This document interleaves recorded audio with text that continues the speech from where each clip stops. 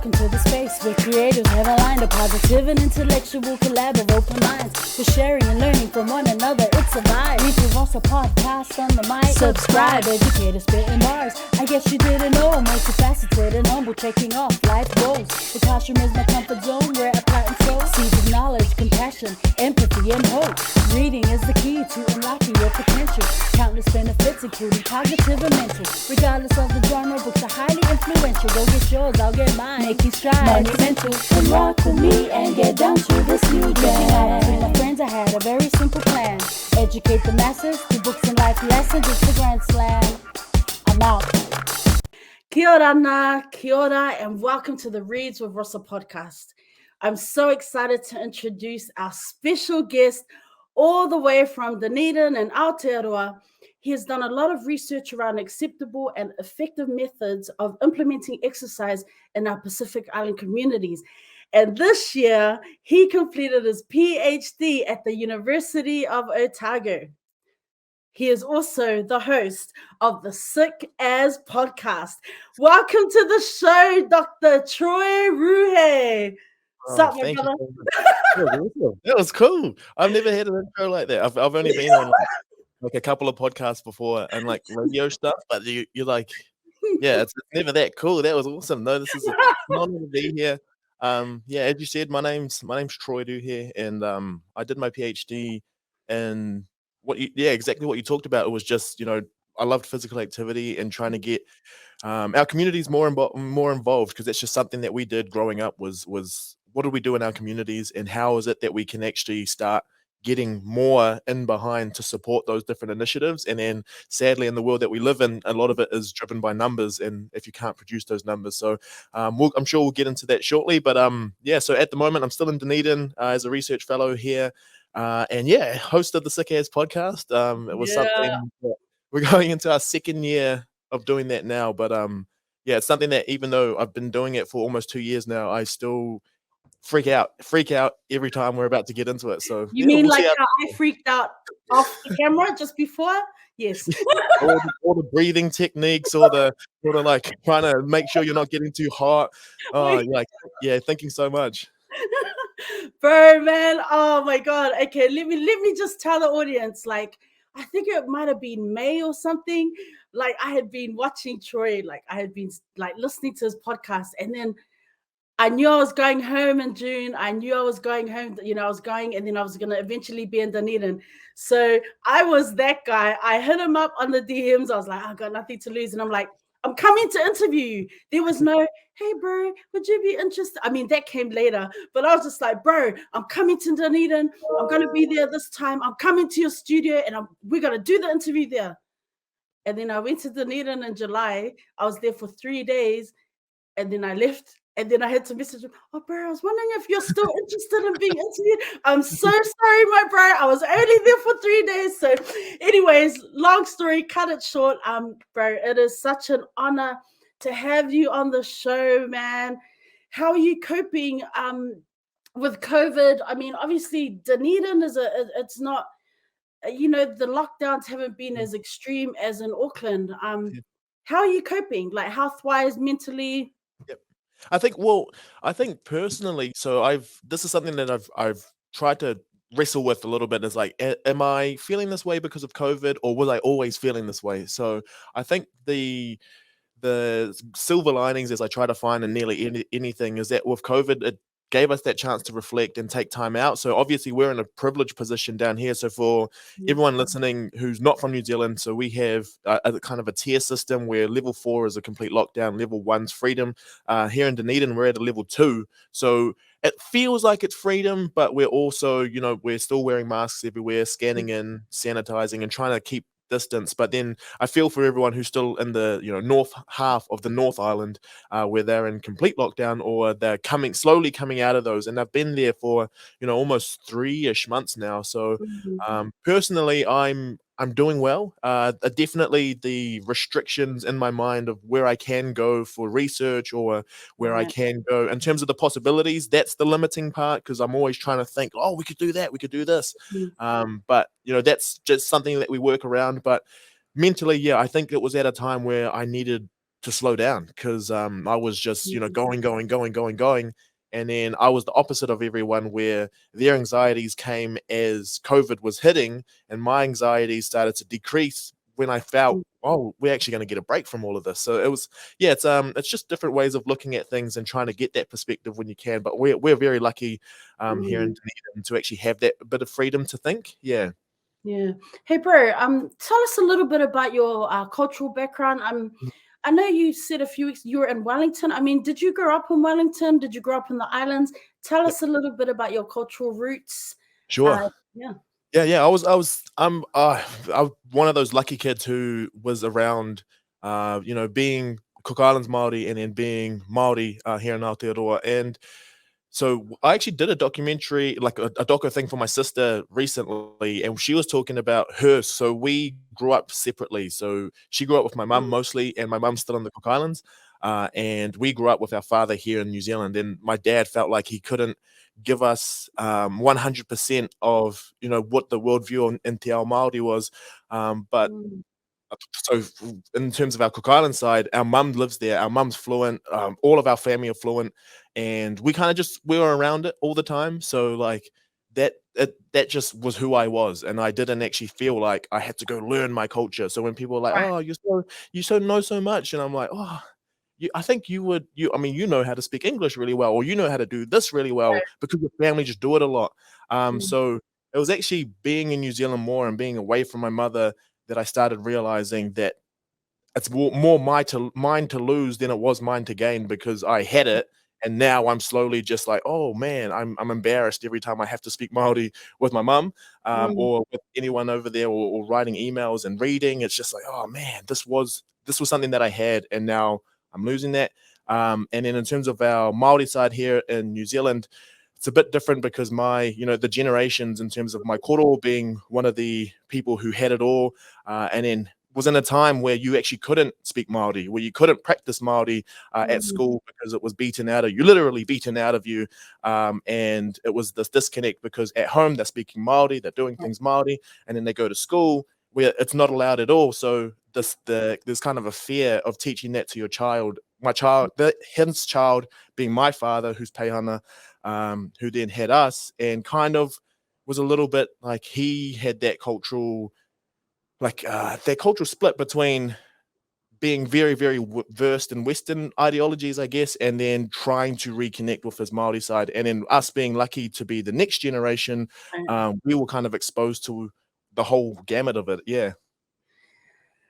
Bro, man, okay, then so let's go back to young Troy at school. What, I mean, were you into sports? Have you always been a reader? Were you an avid student? Like, what kind of kid were you growing up, like at school? Okay, that laugh tells me that you were quite naughty. Stop it. Yeah. Well, I was naughty in a weird way. I was really odd. Like I was one of those kids who was so happy doing my own thing. And that's why, and you find with those people that they are the ones who kind of just have weird interests, and it's because they just, whatever interests them, they'll just go do it. So that was kind of me. I didn't really, I was known as the sporty kid, but I was also like the drama kid, and I was also the music kid, and then I was also like, what is he doing now, kid? So with most of my, going through things, I loved sport, and I think that was just because that was a really cool way to catch up with my friends. All of my friends played sport, so I played sport. And my main sport was rugby, but you play a whole bunch of everything. In terms of music, so I loved hip hop. I remember when I was younger, like maybe this is like probably, now that I think about it, if my uncle did this to my own children, or my cousin did this to my children, I'd be like, what are you doing? But when I was about 4, he gave me like CDs, and in that CDs was like Snoop Dogg Doggy Style, which is one of like the classics with gin and juice on it, and the Wu-Tang, so Enter the Chamber, which was like, if you listen to it now, you're like, oh my goodness, for a 4-year-old, you should. But yeah, I had a love for the sound of it. It was more like, that sounds really cool, and it's not like what I'm hearing on radio, and all of that. And then I was just a very curious child. That was me, and I still am, and I think that's why I am where I am now. Yeah. And when you talk about hip hop, what about New Zealand hip hop? Were you interested in New Zealand hip hop? What was it, more the American stuff? Because you know, like growing up, I know that where we grew up, like my cousin was a DJ, our older cousin was a DJ, so we were really influenced by like West Coast hip Mm, hop, and mm, only later, kind of like, oh, yep. Jay-Z, oh, East Coast, you know, it Yeah. was just like, what about you? Like, Yeah. So the New Zealand scene, I was so I wanted to be a rapper. So I was very into oh, like, okay. yeah, well, I wanted to be. That's the key part. I wanted to be. But so I was very into what was local and what was happening around here because the scene was so small. So growing up in Wellington, we have this like underground record label and they're called Welly Deep.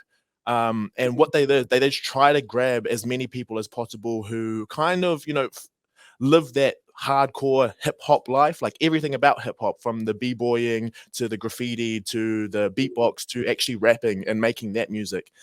So I was in with that scene, and that was when it opened my eyes to the likes of Scribe. Obviously, Scribe is the biggest New Zealand artist in terms of rap here, and when he released the Crusader, and then that kind of took us out to all the Dawn Raid entertainers and all that sort of stuff. So yeah, just seeing all that and just seeing how the heavy influence that the West and East Coast actually had on our New Zealand rap. And then I think not so much like pure hip hop, but then when Nesian Mystic came out, where it was Oh, like they were incorporating hip hop into what could be like what we see as Polynesian yes, music and incorporating it all together without this sense of overdoing anything. It was just, this is, if we were jamming, this is what it would sound like. And then that's when it kind of opened my eyes to like, wow, we don't have to sound like Americans. We can right. actually do our own thing and have flavor, and it's cool and it sells. So yeah, that was kind of my thinking around all of that at the time. Yeah, and just the whole accent, right? Like Mm, rapping with an accent, like mm, you don't have to do that, man. Like, you know, especially Pacific Island rappers, you know, we've got our own sound, you know, like be us, be yep. that New Zealand accent. Yeah. Own it, man. Own Yeah. it. So, you know, like rugby, because you were a sporty you know, kind of student coming up. Did you ever dream about being a rugby, like playing for the All Blacks? You know, people, young men, young boys have that dream. Like, did you ever pursue that or play rep or anything like that? Absolutely. So that was my number one dream. My number one dream was to Mhm. be an All Black. And so you get blooded into the academy systems pretty early. So I was about 11 going into no, sorry, I was 9 when I first made like a Wellington kind of zone team. And then from there you get chosen for provincials, then you get into academy, and then you go through the age grades. And then hopefully you get picked up for like the provincial open side, so like all of the adults, and that's the stuff that you see on TV. Um, but yeah, going in at about 12 is when I finally made academy, my first. So I like you write all your goals out, and they teach you everything about nutrition, your training every day, and then you're writing your goals about what you want to do. And I remember writing, so like firstly I wanted to be captain of this team that I'm in, and then like long-term goals, I wanted to be captain of the All Blacks. By the it was actually the next World Cup that's coming up, I wanted to be the captain of that because I knew I'd be about 29 by the time. Um, and then I just kind of went through, and then I started, realizing rugby's cool, but so is a lot of other things that I can do with my brain. And then, yeah, it was just specializing so early. I think I felt all of my opportunities were getting limited by that. I still play rugby, and Mm, I love the sport, but I think having that kind of awakening to just being like, wow, I spend so much of my time on this thing. And then someone saying to me, oh, what happens if what else do you do besides right. rugby? And I just realized I didn't have anything, and I was like, oh Mhm. goodness, I don't know what I would do. So I started looking at those other things, and then the types of friends I started hanging out with shifted, and then I just realized, oh, this I can have this as a hobby, but I think putting too much time into it is actually kind of restricting me from what I could do. So yeah, I mean, still play rugby, still love it. I'm not saying it's not a dream that people should go Yeah. for, but just for me at that time, I think I just needed stimulus from something else. You know, at what point then did you, I mean, you were in Wally. Why did you go to Otago Uni? Like, why the University of Otago? That's so my PE teachers. So I really wanted to be like them. I didn't want to do PE. I wanted to be like my PE teachers. This is the hard thing I try to tell everyone. Where like they're like, oh, so you wanted to be a PE teacher? Like, no, I wanted to be. I'll just put their names in. I wanted to be Carl Condolif. I wanted Right. to be, um, because he was so cool. And I was like, Mhm. how do you be like that? And I was like, obviously, it's his job as well that's Right. helping him to be cool. And him and my form teacher. So you kind of have, Yeah. your form class. They were both PE students, and then they came down here. So I was just like, well, that's the first step to being them. And I remember going to the bank to get things signed off so that I could get my scholarship paid into it. And then they're like, "Oh, you're going to uni? Okay, what uni are you going to?" And I said, "Oh, I'm going to Otago." And they're like, "Oh, to do PE, best place." And I was like, "Oh, yes, it is." So, so then after that, I just took it. Yeah. um, culture shock. Did you experience culture shock going Yep. from Wellington Yep. to good old Dunners? Oh yeah. Tell us about that, bro. Yeah, I think that's culture on multiple levels. So, that's culture shock and like on multiple aspects of the word. So, the first thing you think about with culture is like these people don't look like me, they don't speak like me, or they don't move like me. But multiple things, especially like seeing it when I came from the Cook Islands to New Zealand, and just the changes in the buildings, the changes in pace, the changes in the way that what people prioritize. And then I Mm, remember coming down here, that you're looking for people who look like you, but then you're also looking for people who have a similar worldview as you. And that was in 2013, which is now, like 19 years ago. And it's just like, this is like, where do you find these people? And then there's like small clusters everywhere. But I think the biggest thing for me, the thing that actually kind of scared me was just how ruthless the drinking culture was down here. Um, like that's what I think. I've been around my family. They go days, but like this is the level. It stays like a solid plateaued level, and they're just listening to music, chilling and vibing. That is not a level that ever gets hit here. Like it exceeds it as soon as you start, and it's just like party, but loud. And you see American movies, you're like, oh, that looks cool. I'd like to be a part of that. Now times that by 10, and then it actually freaks you out. Those were the different culture shocks that I was just like, I was not ready for this. Yeah. Yeah, so people have these ideas, I don't know, misconceptions, or about scarfy life. Mm, Okay. I mean, aside from the drinking, mm, that's what the media shows. But what have been some really cool things about living and studying in Dunedin for you? I think the first one, and this is something that it splits people, where I actually got as far away from my family as I possibly could. Mm, And that's great for some people who need that. But I had been with my family for pretty much my entire life. And at that point, it's like they allowed me to flourish, but then this gave me more room to just become who I wanted to be. And I always was quite independent, but then this is where I was just like, man, I'm free now. And these are the things that I want to do. I think also, like I said, with the culture shock and people not actually having that exposure to Pacific people or to Maori people, and not, it actually gave us so many avenues to be trailblazers. Because mm, if you don't have as many people doing it, you can be the one who then starts that journey for everyone else who's coming through. So I think we start with the scarcity mindset, which is like, oh, we actually don't like this isn't a place for me because I can't see mm, as many people who look like me. Or you turn it into an abundance mindset where you're like, because there's not as many people like me, I can start making pathways for the people like me to come through. So mm, I think that was an awesome opportunity, and being my curious self, that's the one that I wanted. I didn't mm. want to see it as a limitation for myself and my growth. So I wanted to make sure that everyone else could try to experience it as well. Yeah. What was your undergrad studies? What was your degree on, like Yeah. initially, right? Because Yeah. then you. So I came down to do my Bachelor of Phys Ed, and I knew that that's what I wanted to do. My first day that I started, that's what I wanted to do. But my outcome was different. I wanted to be a PE teacher, because obviously I wanted to be like those people. Um, then I started doing sciences because I didn't do any science in high school. Like I was just, yeah, it was more a personality clash between myself and my science teacher. Mm, So I actually didn't end up doing any science after year 10, which is just before NCEA in New Zealand. mm, So I didn't do any sciences. And then I went into a science degree, and I fell in love with the sciences. Like I ended up being, into physiology, into anatomy, and being really, really good at it. So over the years, I was the top scholar in terms of like phys ed, and then I got the phys ed ducks at the end of it all, and it was all in science. And I was like, I didn't even know I knew science. Just to let everyone know, like conceptually, I didn't know the difference between a cell and an organ. Now you're going to laugh, but then that was someone who came into a university degree not knowing the difference, and then ending up doing an honors degree in that, and then ended up pursuing a PhD in it as well. So yeah, I mean, there's no limitation on what you can do.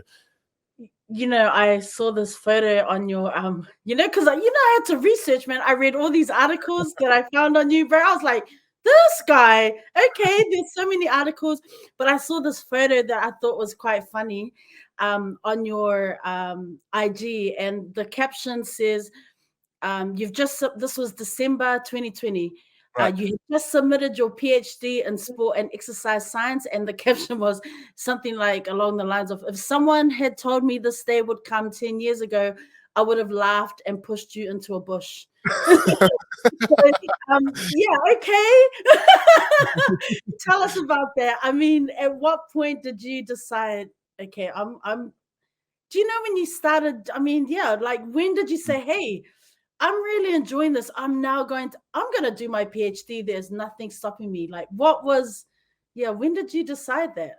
Wow. So yeah, I mean that's a huge jump, and I know for a lot of people because I'm trying to tell more people, you should just do a PhD, just do it. They're like, I don't know what to do with myself. I'm like, you know what? Take 3 to 4 years off and just do a PhD. But where that came from and why, I've just been in tertiary studies. So 2013 to 2020. I went from just doing my undergrad and honors and then going straight into my PhD. And that's just because I had momentum and drive, and a lot of people just saying, we need more of these. And I was like, yeah, that'll be cool. And then I had the opportunity to work in the Cook Islands for the Ministry of Health. And then that's when I noticed gaps in what the skill set of our, not just Pacific people, but specifically our Cook Islands people, we don't have these people in there. So that means that someone else must be making decisions for us. Right. And then we wonder why aren't, we're putting in all these policies, we're putting in all these interventions, none of them are working. And then we blame the people, we blame the communities who are getting the interventions, like, oh, they're not doing it properly, but they've never actually flipped it the other way and being like, how about these interventions just weren't going to work from the get-go because they were being written by people who don't actually understand us.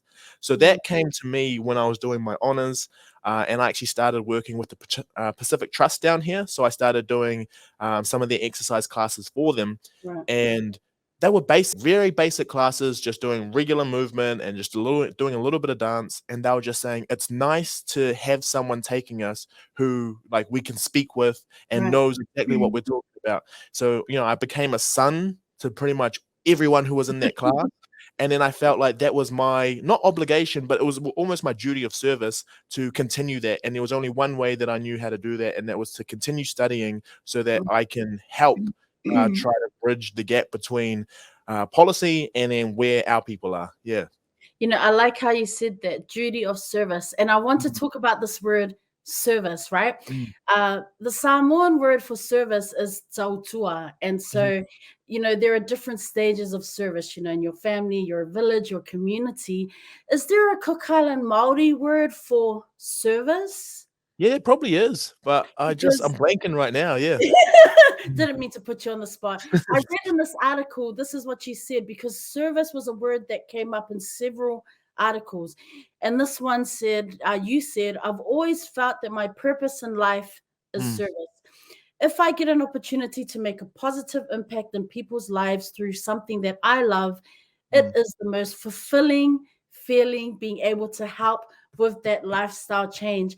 And all these articles that I read about you, and I watched you doing some dancing, and I thought, man, there's so much joy in what you do, just that energy, that vibe, that enthusiasm. And I can just so imagine like our people and our Pacific communities there and how they're receiving that. Wow, there's someone that looks like us. There's someone that is a voice for us. There's someone who is actually coming down to our level, talking to us, man. That's pretty special. And so service is just such a huge part of everything that I've looked at about you. It just keeps coming up. tell us where does that come from for you? Like, is that something, when you think of this commitment, this duty of service to our communities, to your Cook Island community, is that something that was instilled in you from your koro, from your mum and dad, your family? Like, where does that sense of service and duty come from? Yeah, I think now calling it service, I've defined something that was always part of what we would do anyway. So like, just who had the different roles and responsibilities at all of the different events that we went to, but then also just just how fulfilled you feel knowing that someone else has benefited because of something that you've set up for them. So I've always well, because like it's funny you say with the dance and stuff, and I look so happy and all that sort of stuff. I like am one of the most anxious people. So when it comes to doing all of that sort of stuff, I love dancing, I love all of that, but being in front of people, I actually get I freak out a little bit. But then I'm reminded of all the things, like all the positives at the end of all of this that's going to, that's what fills me up the most. Um, but in terms of the value that was instilled, I honestly think it's just because that's what I saw all around me. Like there was no specific example that people, it was just that everyone was kind of selfless in a way where we were happy to give anything that we had that we know we had, because we knew someone else would benefit from it. And then that's where I think where I'm at now with the word service and trying to make sure that I'm keeping myself safe, because we can serve Mhm. to the point of just almost putting the burden back on ourselves. Yeah. And then we break down, and it actually makes us feel like we're not serving as well as we could because we're serving so much. Mm. So just, with all of that, the balancing act between it so that you're actually still loving what you're doing, but then also not starting to resent that process in the meantime. Yeah. So let's talk about mental health. Like, Mm, obviously studying since 2013 and mm, then eventually moving into your PhD studies. Man, how have you been looking after yourself mm, through the process, like mental health, your well-being? Because I'm sure, with everything going on in the community, and then of course coming back into your studies and the writing process, I mean, it must have. I imagine there were a lot of stressful times and deadlines to meet. So how were you coping? What were you doing to kind mm. of get through that? Yeah, well, the first one is you always come back to that purpose, and the community that you're dealing with. Most times, if you're very honest about how you're feeling, and if you truly had their intentions and they truly had your intentions at the forefront of it all, Mm, then they will support all the decisions that you make. So there were times where with the groups that I was working with, I'm like, or they'd tell me, they're like, "Hey, you look tired," or "You look like you need some time out," and I'm like, "Oh, but then you won't get your exercise." They're like, we can exercise the week after or the week after," and I'm like, wow, so many people, like that support there made me feel like, I'm human, but they care about me. So it's like, almost like that reciprocity of care, because they know that in the long run you're going to be doing great things for us, and will always be here. So that's the mm, first one. I've always just been a routines based person, so everything that I do is to have routine. And that's just so, because yeah, I mean, I've suffered pretty poorly with mental health, and where my mind is and my thoughts and all that sort of stuff. So the stuff that people do, like having a counselor. So I regularly go, mm, and it's one of those things where I'm very open about it now. I used to be embarrassed, and now I'm just like, wait, hold on, I'm getting a lot of help, and this is.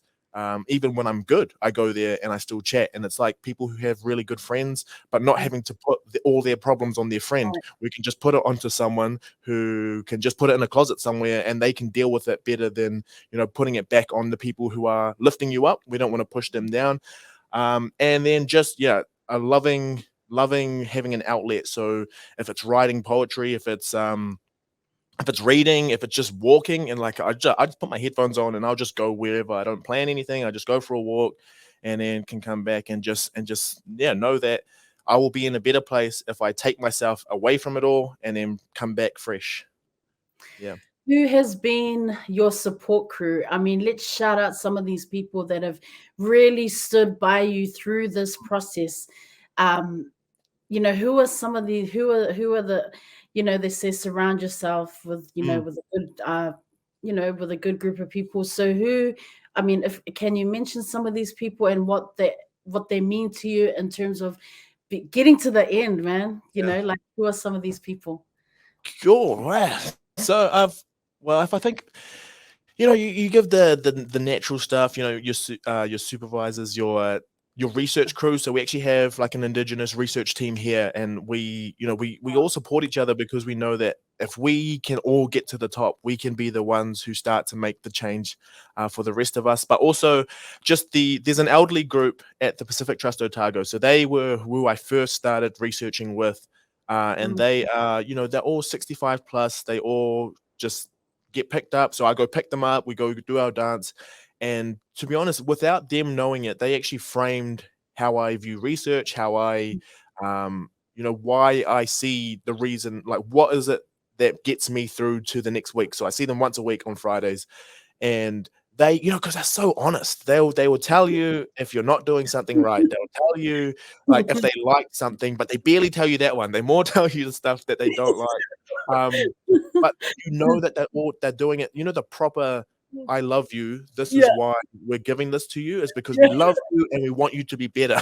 But like the way it comes across, I'm like, oh, I get a little bit sad. But they've been the biggest support network without me actually, knowing that they were supporting me, just because they were always there, but they always cared.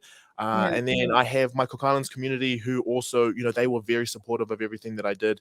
And they loved that I had that connection back to the Cook Islands. And then in the Cook Islands, every one of my participants that was part of the journey, they were, so I just, like, I think during my PhD, I had over 200 people that I would regularly engage with. And all of them, like, were in it to help themselves because they get exercise out of it. But they're like, we just want to make sure that you walk across that stage. So I was like, everyone wanted me to win. And that's when I know that I was surrounded by really amazing people. Yeah. Oh, bro, that's special, man. What does one do after a PhD? Like, not trying to be that guy. What I mean is, like, career pathways. Like, Mm, are you? I mean, obviously, you love working in our communities, and then, of mm, course, your community back home in the Cook Islands. mm, Is that kind of like the plan for you? As naturally as to kind of go back and really get into the decision making mm. process over there, or are you planning to be vice chancellor of the university one day, or like PhD? What comes Mm. next? So I like I said before, I think most people wanted me to win, and because of that, they knew I was going to win, so they started planning my pathway before I even got there. And I think a lot of people go through that where they just Mm, realize, you're someone who has all this potential, and once they realize it, or once you start to realize it, you're gonna start falling into these other grooves. So I've been lucky to have amazing mentors, who knew kind of where I was going to end up, and it's that weird timing thing where, like, if I was to do this a year earlier, I mm, would have missed that person. If I did it right. a year later, they would have had someone to fill that role.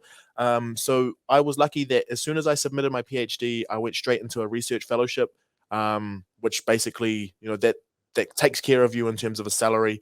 But also, just being me and trying to figure out, what am I going to do with my life? Because I didn't know other people were planning it for me.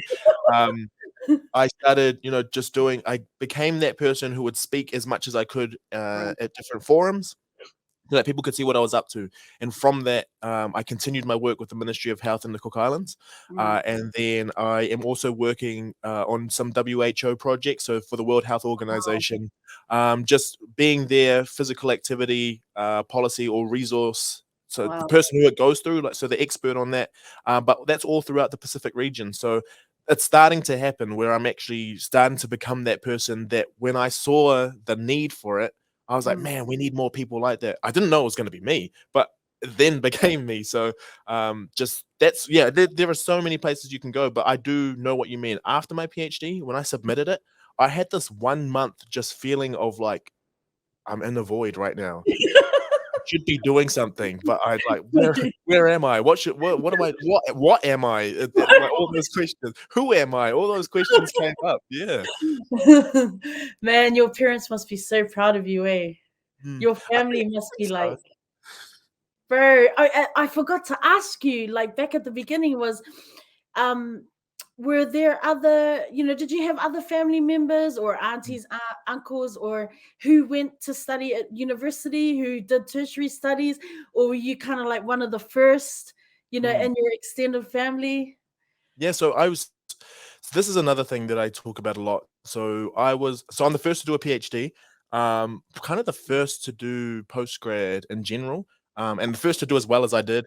But I was I was really lucky. My dad, he's just super persistent, and I think he showed me that it's normal for us to be in university. So Mm, he was at Teachers College in Wellington, where he went through the teachers college, and it was it was a 3-year degree. He dropped to part-time, like he was a full-time father. He was just looking after me. This was when my parents separated, and I went to go live with him, and he was so full-time raising me, full-time job, part-time, like full-time part-time job. He was just always working, that's what I remember. And mm, then he also was studying to become a teacher, so he started full-time, then he went to part-time, and then he was it felt like a very, very long time in our life, and then he graduated, and he finished, and I was in that time growing from being I was about 8 mm.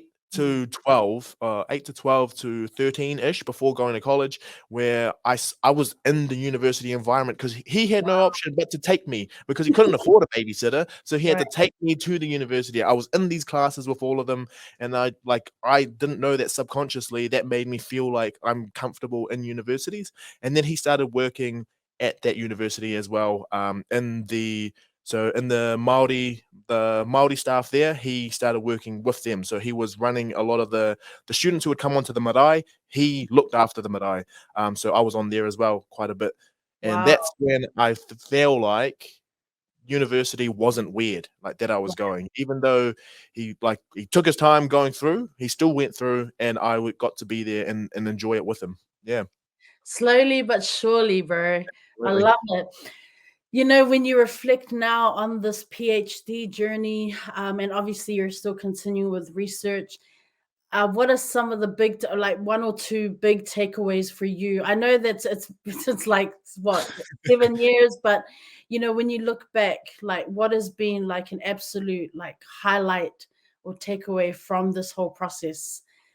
Yeah, right. That you can I think still to this day, I can't believe that I did the PhD that I did because I made that up from scratch. So I was just like, one day I just wrote this proposal where I was like, I want to do so I did an exercise program while I was at school where I would dance and then do Mm, resistance training as well. And I started taking different communities through it. And this is stuff that I've always done. And I was like, man, this stuff would be really cool to like explore and have a look at. So I wrote this proposal for it, and I wrote it all by myself. And then I still remember to this day, like I did have haters, people who said this isn't gonna work or yeah, like, oh, we might have to go plan. And I was like, oh, okay, right, sure. I still submitted it anyway. And this is like what I tell to every student coming through is just like you can do it. And then I submitted it anyway, and we got the full funding to do it. And that was something that interests me, that I wanted to do, that I did all the background research for, so that I could actually, this is something that we could bring to the forefront. And then it ended up being my PhD. So that's my one thing, is that if you are so interested in something and you're willing to put in the work and you think that it will truly serve everyone. So obviously, as I was going through, I was like going through ideas with different people, and they're mm, like, that could work, or maybe not that. So I was consulting the whole way. And I was doing proper, when people say co-design with communities, I'd say came from the community, and I just happened to be able to write it, because a lot of their ideas came into it, and I've acknowledged that multiple times. That's the first one, and then I think the second one is we're all go-getters. No, actually, I'll do three. Two, we're all go-getters, but you can only get as much as you like have in your tank. right. Um, in 2017, I did take a break. Then that was like weird, and that was weird for me because I'm always like go go, and Yeah. if something's not working, something must be wrong with me. But what I didn't realize at the time was that I just had a bunch of people who saw this new brown. I think at the time I was brown. I wasn't a Islander. I wasn't Maori. I was just brown, Just the and brown I was guy. yeah, exactly. And I was doing well, and then people want to jump on that. People Right. want to, they want to be part of it because they want to see like this is a minority. This doesn't happen often. And it burnt me out. And I started realizing I wasn't ready for the notoriety at that time. And I started saying yes to everything because I'm like, what if I don't get this opportunity again?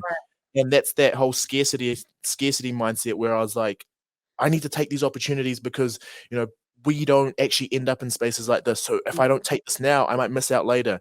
But then, like I said, with what I did for my PhD, we're actually super privileged to have the worldviews that we have, and we to have our culture and to have everything like inherent within us. We actually are way more way more versed for everything that we're going to end up in than the people who want us for those things. Like they don't know much about what we already know, but they try to make it like we're gonna put you out there. And I'm like, we already know how to do that. But they make you believe that they're going to expose it for you. It's like, wait a second. So be true to who you are. Yeah, that was the biggest one for me, was just all these like make it like helping you, but really they know that you already have it in you, and they just want to be part of it so that they can push themselves up. So just know who your circles are. Yeah. And these bandwagon folks, they're just telling you things you already knew. Absolutely. Oh man, that is hilarious, bro. So March 2020, you dropped the first episode of the Sick Yeah. As podcast, fam. Yeah. Listeners, viewers, man, you gotta check the brother out. Gotta check the brothers podcast, the Sick As podcast. Why did you start a podcast, bro?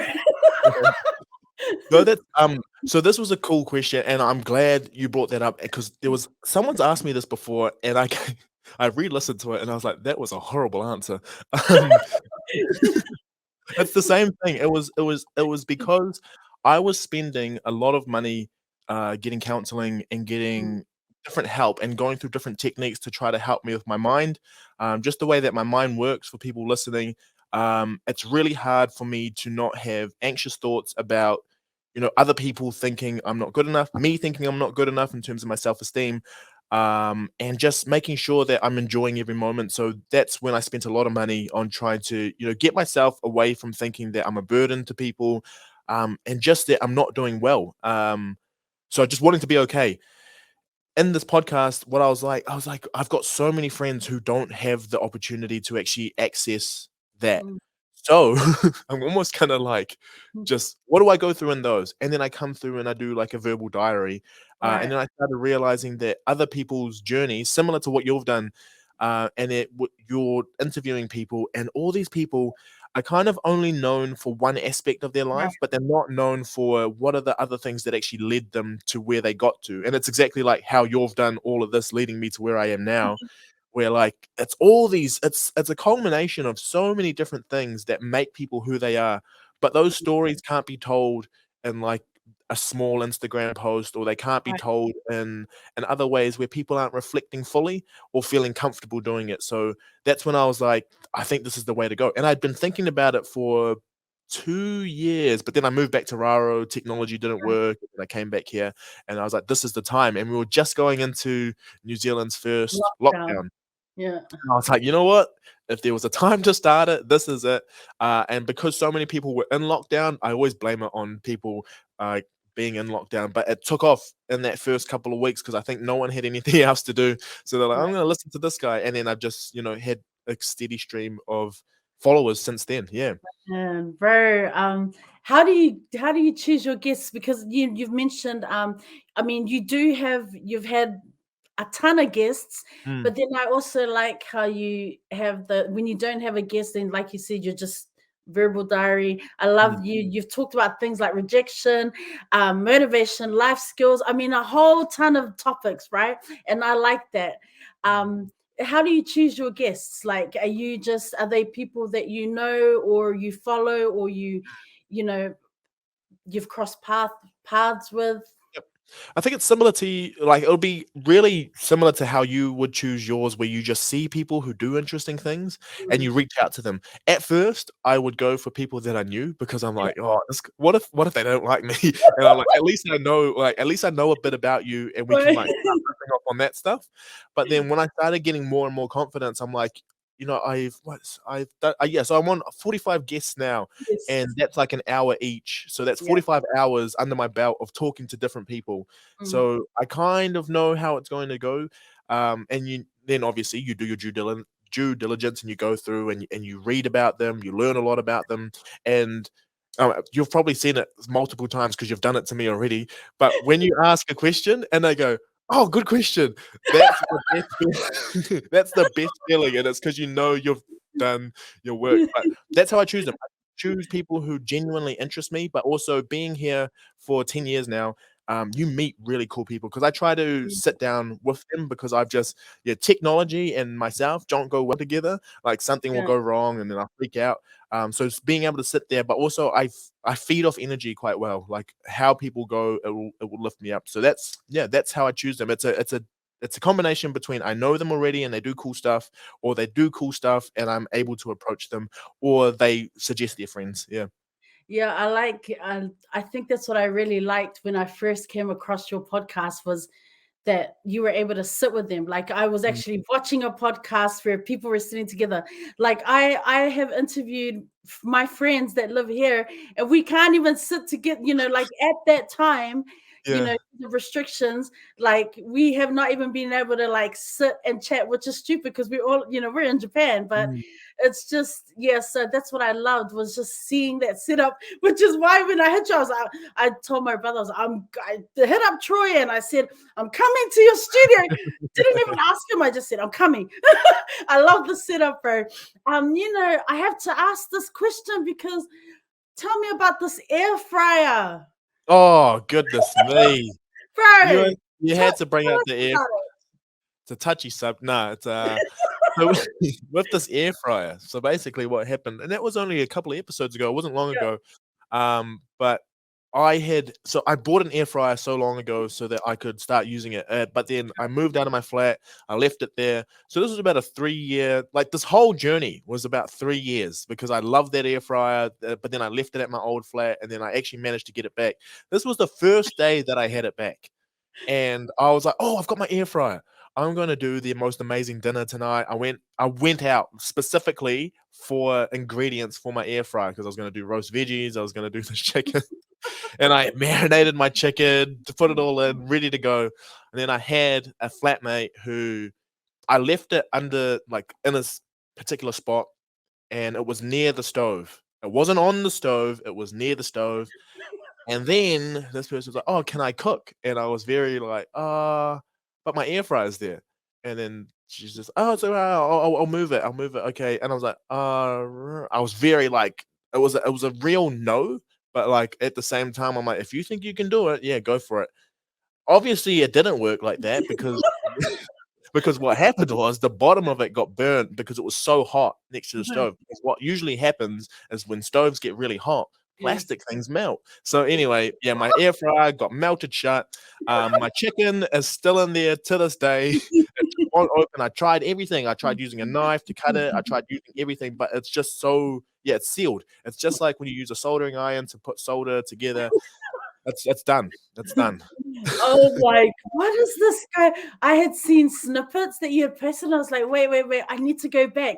I need to find out where did this what started this whole thing about the air fryer? I was cracking up, bro. I mean, I Yeah. didn't mean to like bring up scary memories, but Oh, I it's just okay. thought maybe our listeners might want to hear about the air fryer. Yeah. But then and then that's the thing with this podcast as well, where like I can bring this sort of stuff up and everything that happens in your week because I think when you talk to people, you probably get this, and I'm interested to hear when you ask people, "Can I interview you?" Is their first thing like, "I'm not that interesting"? Yeah, actually, it's so Yeah. funny that you say that. I've had a lot of people say that. Mm. And it's like for me, like I basically ask people, like you said, I find them interesting. Some have been followers and I follow their work and I find that they're just doing inspirational stuff. Mm. It inspires me. So that's why I reach out, because I feel like if someone's doing something that is so dope and inspires me, surely it's going to resonate with listeners and viewers, right? Mm. Uh, that's why, but yeah, there have been people who are like one of my friends here, amazing.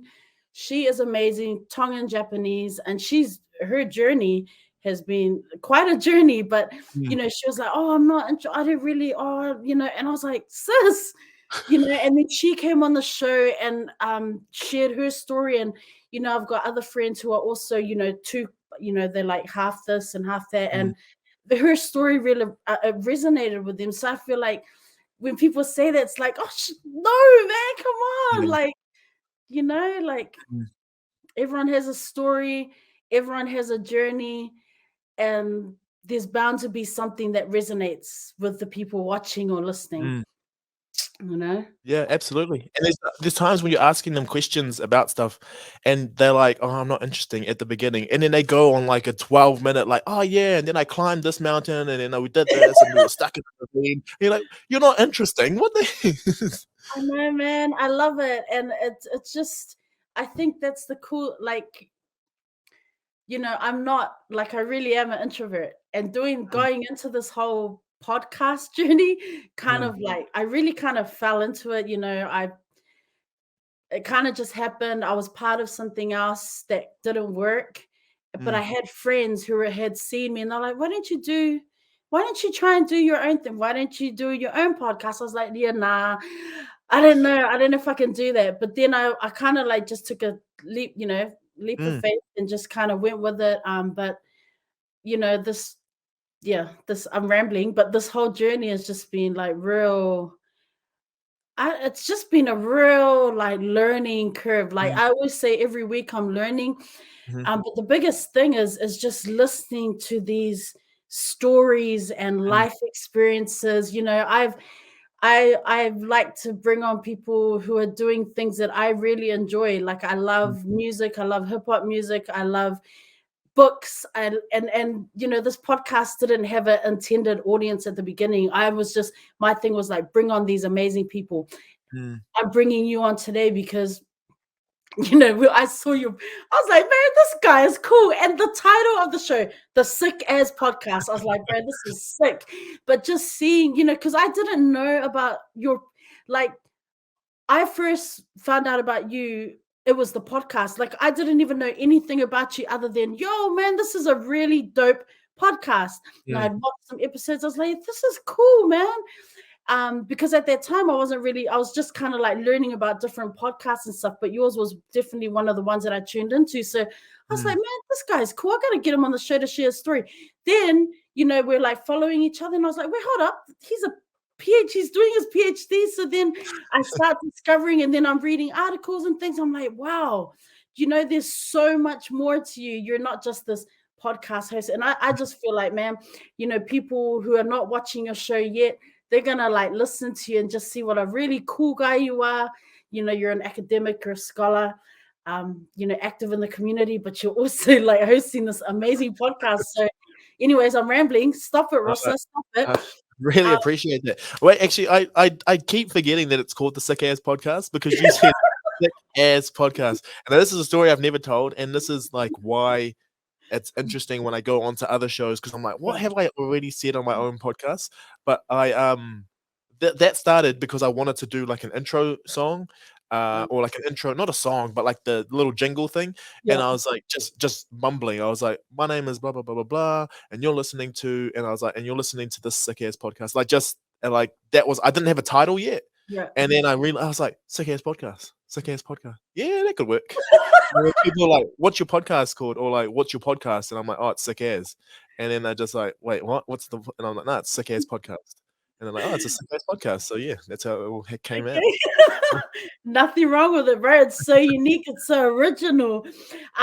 So, who are some guests? Like, obviously, do you have a dream guest that you want to bring onto the show? Like someone that right now you're kind of looking and go, ooh, they're a bit out of my reach. Like, I call it a wish list. Like, bro, I have the longest wish list. Do you have a wish list for your podcast? Yeah, I So I wrote 50 guests before I started. So I wrote this maybe like Feb last year. Yeah, about Feb or end of Jan. So it was like coming out of summer. I was about to come back to Dunedin from Wellington, and I was like, if I start a podcast, these are the people I want to interview, because I wasn't sure if I wanted to do interviews or Right. solo. But then I ended up doing a mixture of the two. I ticked off most of them, but most of them were like people, friends that I had in my circles, who were doing cool stuff. So like I like talking to people about their research, because I like resonating on their research journey with them, and some of the difficulties that they have in the academy, but also that they're still sticking there, which is like something must be driving them to actually Right. stick through it. And how do they stick through it? But that was more selfishly because I was trying to finish my PhD, and I wanted some tips. I wanted to hear from these people. But also it's hard to catch up with your friends now because everyone's so busy. So if you schedule this in with them, you're catching up with them, but you're also producing content. And I think I should have told him this, but Sammy was someone I lined up for a very long time because I knew him from down here. Mm, And then I just saw what he was doing, and I loved his messaging behind things, but also he's just so methodical in the way that he thinks mm, about educating people, and how does he weave his own experiences as well as his own learning journey into everything that he does. And then I got him, and he did exactly so. Like, this is the difference between people you really want, because like sometimes they say don't meet your idols, but when I got him, I honestly, all I had to do was like, I had the biggest ball, I put it on a tee, and he was just smacking it the whole yeah. time. He was so articulate, and he knew exactly what he wanted to say. So when I Mm, got him on, that was like, for me, I was like, man, how do I top that? Because that was yeah. an amazing episode. Lani I wanted on for ages as well, and we tried to make that work for so long because he was. I think he was just nominated, and then he had to go up, and he was doing all the shows to promote the song, and then also winning his awards and stuff. I was like, oh my gosh, this isn't going to work, because I got Mm, him at the start, and then it just took forever to happen. And then he came on, and the same thing happened there. But in terms of people that I'd like now, they're mm, people that I work with, but then you also mm. have this weird thing of like, wait, would that then ruin the dynamic because we've like done this and then we have to go back to work together? So yeah, I'm just weighing that up at the moment. Yeah. What's the future of the podcast looking like? Where would you like to see it going? You know. Yeah, well, I've mentioned this on the podcast a lot of times. Like, Mm, I really wanted it to be like a men's mental health group, mm, where this is where if you don't want to talk to me, but you want to hear what I'm going through, this is where you could go. And that's kind of starting. And in terms of like growing it, I'll just let it go. I'll just do what I'm doing for now, because I'm loving that process, and I don't want to mm. get it to the point where I feel like I have to do the podcast. Oh man, Right. I've got to go put it out. Because you've probably got the same thing, and I mean you're way more onto it than I am with your guests, where you like organize it. But yeah, I think if you come on and you feel like, I'm doing this because I have to release it by this date, Mm, it really takes away from that energy that you could have. I mm. don't know if you've had that yet, because you seem to be well ahead of everything though. Yeah, I mean, so when we started this out, like back in April 1st, dropped that first episode. Mm, So the way I do it is because I'm super busy, like with work. mm, And so I use like a few days out of my school holidays to record a whole bunch of podcasts. So, for mm. example, we had spring break. Like when I decided on the last day of Feb, like over the span of 3 days, I decided, right, gonna start my own podcast, set up Cool. a YouTube channel. It just happened so quickly. Then I was like, oh, damn, okay, I've got to get some guests, If you look, I basically, and I even say this in the intro song, Mm, I just asked my friends to come yeah, on the show. And so in March, the last week of March, we had spring break, which is 10 days. right. And I did a whole bunch of recording. I basically recorded like probably the first 7 episodes in that Wow. space.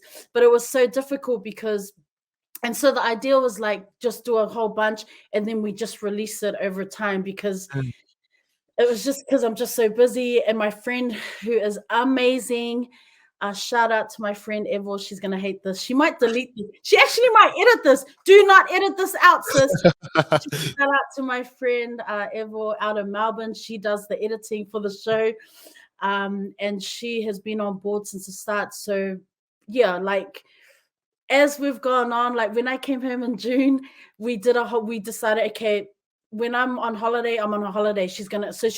There's been points where she's taken over, like posting, like she has access to my social media, and we've just been doing it like that. But I think it's been now as we're nearing the end of the year, because she's a creative herself, she's a writer, but she also has a full-time job. So we do a lot of late nights, podcast chatting, trying to figure out our schedule. But I think next year we're not going to be releasing weekly, because she's also taking on some like projects, like in terms of the arts, so I gotta support my sis and let her do her things. So I think next year we'll be spreading it out a bit more.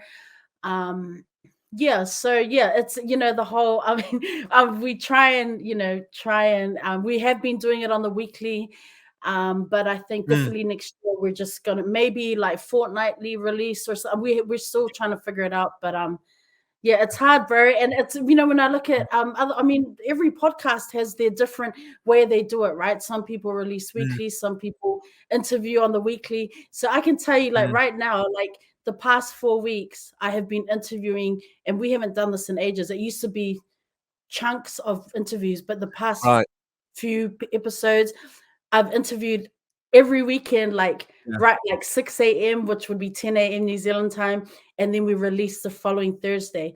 But last week I did 2 interviews, so we're a little bit ahead, which is good. Anyways, I'm rambling. My bad. I was just gonna say with that, and with your ideas for everything, I think the scary part, because I remember we used to release one on Monday, and then we used to release one on Wednesday. So like we'd have a concept chat on Monday, and then an interview on Wednesday. And I was releasing 2 a week. And then what happened was I was just like, there's no way I can do this anymore. And the scariest part for me was like, oh no, my listeners, they're not gonna. But then they're your listeners for a reason. They like the content that you put out, and we just have to trust it. And then if you just put it out there and you're very honest with them, it's just like anything. If people want to see you win, any decision that you make for you to be safer, or for you to feel like you're still giving 100% to everyone, they're like, well, we don't miss out on anything because you're still giving us that 100% that you promised us. And they still get it. So don't be scared. I mean, don't be scared of switching it up. They do.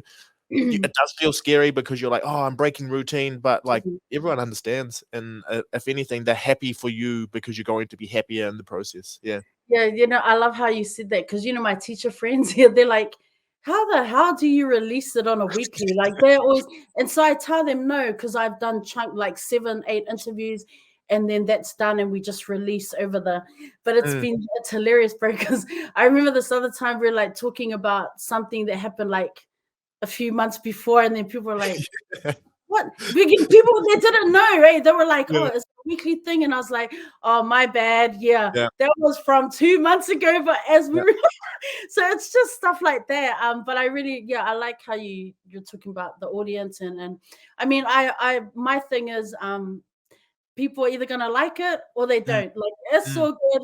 Like my page is, it's a Bookstagram page. So it's just meant to be. I started writing reviews and just promoting books, and then this happened, and I'm sure, like, I just feel like, okay, people are either going to follow and support you or not, and that's cool.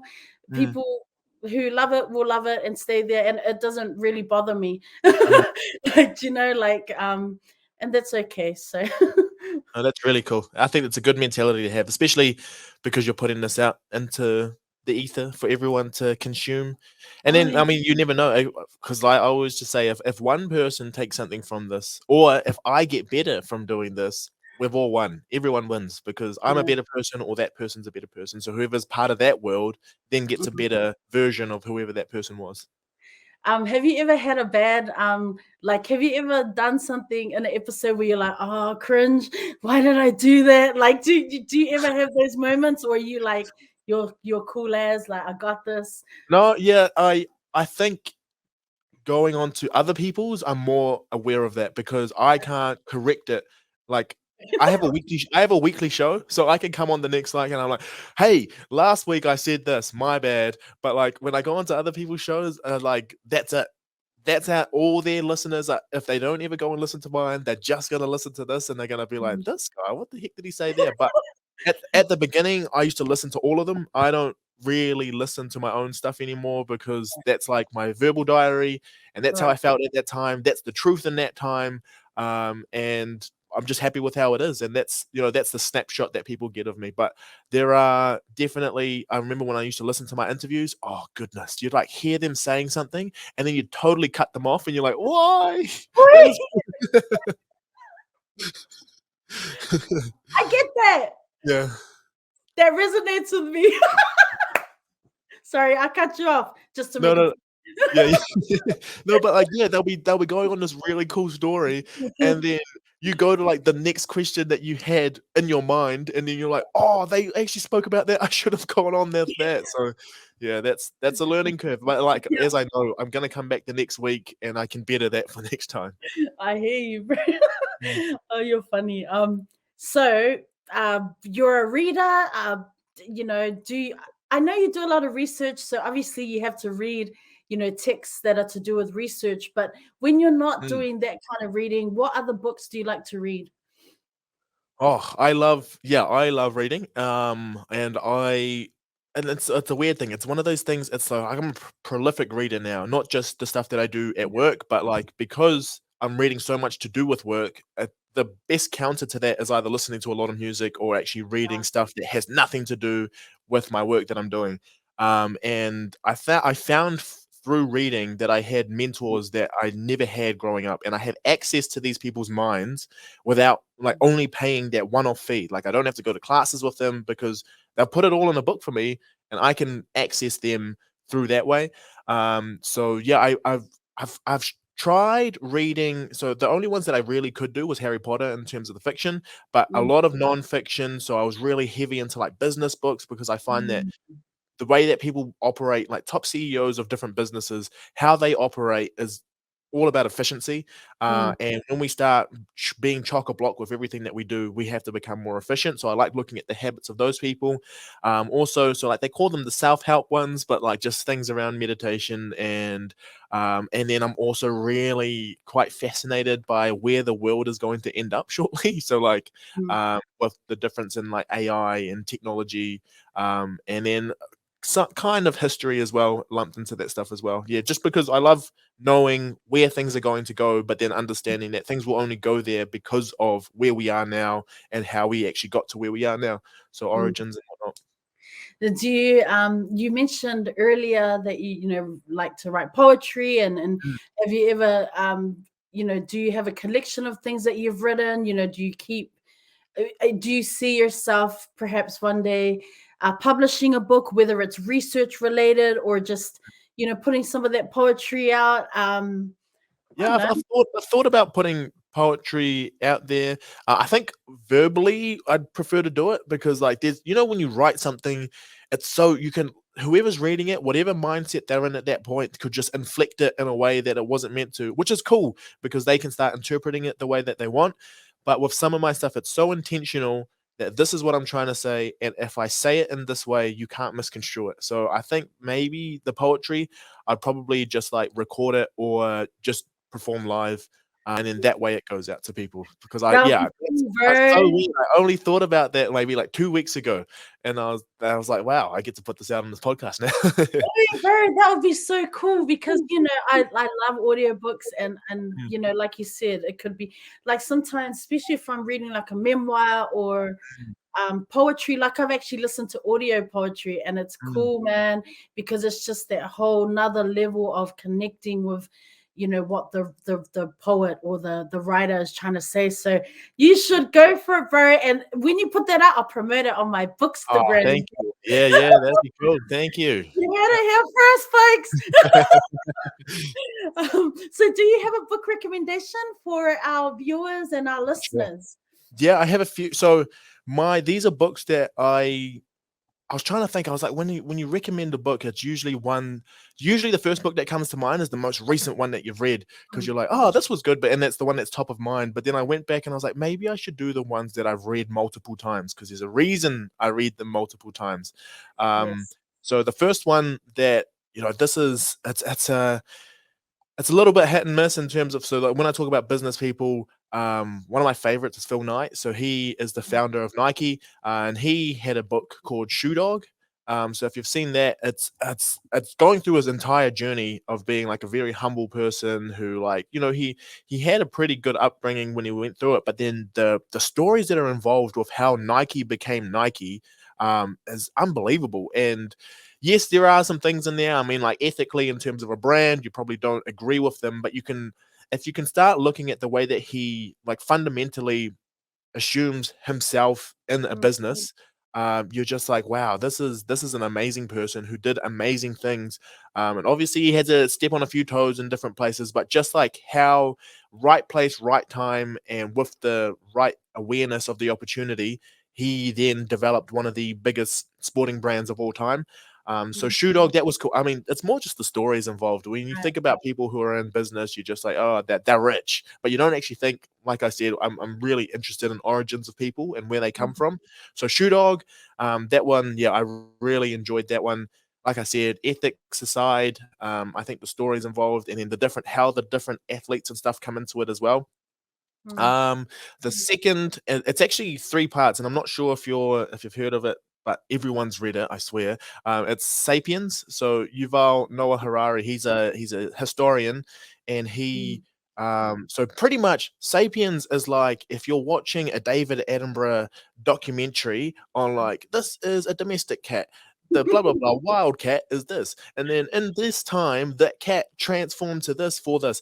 It does that for humans, and then it's like going through the different evolutions of human, not like so like why did we end up with eyes the way that they are, and it's because right. of the different times and how we evolved in those times, but then also coming to understand why we are the way that we are now. So how do we have caveman intuition with Mm, like cyber technology? But then he goes on to another book which is called Homo Deus, which is actually talking about the future. And then if you don't want to read both of them because they're gigantic books, you can just read 21 Lessons for the 21st Century, and it's just mm, talking about how we are pretty much writing our own futures because of everything that we do in terms of like what we input. So right now, my voice going into this is now triggering some things that are then going to make sure that anytime I speak, this is how I need to hear it, or these are what I need to see so that I can perform optimally. And then we end up creating beings that become sentient and can live on without us. And so that's the scary stuff about robots and artificial intelligence, which I right. love. I love that stuff because I'm like, well, if I'm to go into a job, should I continue in this thing if it's evolving that fast? And then my final one, which is I read it when I was really, really young and I hated it. I was like, this is a stupid book. But I read it again and I've read it about 5 times since then. And like it gets me at different times in my life. And I think everyone recommends it, but it's just A Man's Search for Meaning by Viktor Frankl. And yeah, that's just I think people are well aware of that story, but that's just something that when like the last time I read it, I was so overwhelmed with everything, and then I just realized, man, you've actually got it pretty good. You're a pretty privileged person, but then at the same time, that's when my service and my purpose and everything comes in. Once I lose that essence of why I'm doing what I'm doing, I actually lose me. So that's Right. where that book comes into that as well. Yeah. So those are my it was about four Ooh, recommendations, but right. Okay. I'm gonna. I know that the set of three books that you talked about. I know of that, but I haven't read it. right. I looked at it. I was like, oh, It's oh, huge. Yeah, it's giant, and like the oh, language is classic. Like it's trying to be as digestible as possible, but you lose so much of it because like some of the terms have to be used, and you just learn a new word. You're like, oh, okay, cool. I finally know what that means. All right, yeah. and then he uses it in a sentence with like 4 different words, and you're like, ah. So I'm like googling and like trying to go through it, but yeah, no, it's that was an unreal book, and I think I read it maybe like 4 years ago, and then I reread it, and then I just took something completely different away from it every time. Yeah. Future aspirations, future goals, 5-year plan, 10-year plan, bro. What's next? I mean, I know you've already talked about currently what you're doing as a research fellow. Mm. Further down the line, what are you hoping to achieve and get Yeah. out of life, bro? Actually, I was discussing this not long ago, and people thought I was being silly, but I think I do want to end up going back to what I initially came down here for, and that was to be a teacher. So I've been a lecturer. That's not silly. No, honestly, the amount of people who just, just because of mostly what they said was more just like you're dealing with children and all that sort of stuff. I'm like, oh, it's not that. But I think in the next 10 years, well, so like in 10 years, I want to be able to establish something in terms of research for our Pacific people coming through, where this can be a pathway for people to do more research. I want to lead projects and supervise students, and just pretty much know that this is my 10-year period to establish as much in terms of Pacific research in science, as well as just being a Pacific researcher in the academy that is academia. So that's my 10-year goal, and that's just to make it as accessible as possible. But then after that, once it's established as something that people can go into, go a step before that into secondary, and actually start preparing them for that journey, because I think we end up in things that we are aware of and that we know. So if we don't know it before we get there, it can take us a really long time, and we can actually feel like we're failing the system, whereas it's the system that failed us. So that's kind of where I see a lot of it going. And I've got energy now, so it might change in 3 years, and I'm like, oh my gosh. But that's where I want to be. Okay. Okay. I have to ask this because I was thinking, I was like, oh, should I ask? I'm gonna ask. When you got how does it feel to have the doctor? Oh. Like, Oh. tell us about that feeling, like, to be now referred to as Dr. Troy Ruhe. Right. It's a bittersweet sort of thing. It's one of those things where I've always wanted this, but the reasons I've wanted it have not been good. The reasons I've wanted it have been because there have been people like at high school, coming through my degree, just people Right. I've met, even when I was young, like 9, 10, who just all thought I was a nothing. And now I'm just like, I would love for them to Google me right now. Just so that's really bad. But also, a lot of the clout that you get in this world, or a lot of actual like advantage that you can have in this world, is because of those sorts of things. So it's sad that you need those two letters to actually make a difference in some areas. So it's more just an advantage to be able to leverage what I have. And yeah, different people say, it doesn't change anything about the person. Most times, actually, I shouldn't generalize it, but it didn't change the way I felt about myself, because I still think there's more to do. But now it's cool, and I'm actually embarrassed of it, and I don't use it as much. Like when I type my name in, I was gonna go, Mr. Troy Ruhe. Bro, you need to. Oh man, it's such a huge achievement and accomplishment. This is the part of the show where I ask you to drop some gems, some words of wisdom and encouragement, for whoever's listening or watching. But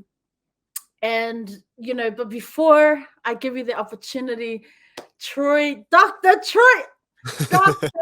Troy Ruhe. Let's just make that very clear, bro. I appreciate you coming through. I know that you've got a lot going on. I know it's getting to the end of the year and everyone is super busy. So I am so grateful that you were able to come into the space for Korero, for Talanoa. It means a lot that you've shared a bit of yourself, and I love what you're doing out there with the podcast, and then knowing that you're still out there in the research field.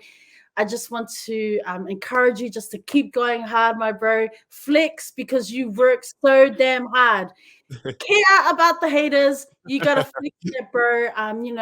Wishing you all the best as you continue on your journey of research. I look forward to seeing where you go. Like maybe one day you'll be working at the World Health Organization, repping the Pacific Islands. Who knows, my brother? But wherever that is, I look forward to continuing to follow your journey. Keep on with the podcast, my bro. You are the man. Rest in peace to your air fryer. Yeah, bro, keep doing you. Keep up the energy. And most of all, just look after yourself. Make time for you, bro. Okay, so now I'm just gonna hand it over to you, my brother, to drop some more gems. Just some encouragement for our listeners. And yeah, so go ahead, bro. Yep. No, like I've said all throughout this, I've appreciated the opportunity to come out, and I guess that's part of the gems that we have. Is you touched on being a busy person, but I think busy. I've reconfigured in my mind what busy is. There's busy doing things that you don't like, and that's what makes you tired. But giving this time to you, and I'm actually uplifted from having to speak about things that I'm passionate about, and but also sharing it with someone that I know will use it for good, and then getting if this helps anyone from yours, then that's part of the gem. But I think all of this, that first thing is just doing things that you love and being extremely passionate and going all in. So if you feel like it's the right thing to do, like go all in and trust yourself and back yourself. And there are going to be people who along the way don't believe in what you're doing, and that's fine. Everyone has their own opinions on different things, but I think instinctually, in terms of what you think is the right thing to do without sabotaging yourself, obviously, but knowing that this in my heart feels like the right thing to do. I know it sounds really cheesy, but every good thing that I've ever done in my life was because I felt like this is what I needed to do. And then I did it, and it was the best thing that could have happened. And then with that, we see a goal so far away, but in terms of building your habits to actually get there, just being consistent in everything that you do. So it might be a little bit every single day, but that 1% difference that you make every single day, after 100 days is 100% difference. So that gains interest as you get better and better at what you do. But just, making sure that what you are doing, you're truly passionate about, going all in, and then consistently hammering away at it. So not feeling like because you're doing all of this, you have to do 1,000 things at once, and then you're going to make a difference in a week. That change might not come till 5 years later, 10 years later.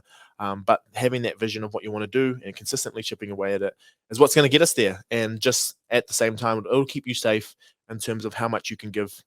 So yeah, no, it's been an absolute pleasure being on here, and I love everything that you're doing in terms of making people's stories more accessible, and just hearing different sides of people that you might only see one aspect of what they're doing, but being able to see the brighter picture or the wider picture of what people are doing. So no, very very appreciative of this opportunity. Me taki nui, kia mataura koutou I te ara, and yeah, no, thank you.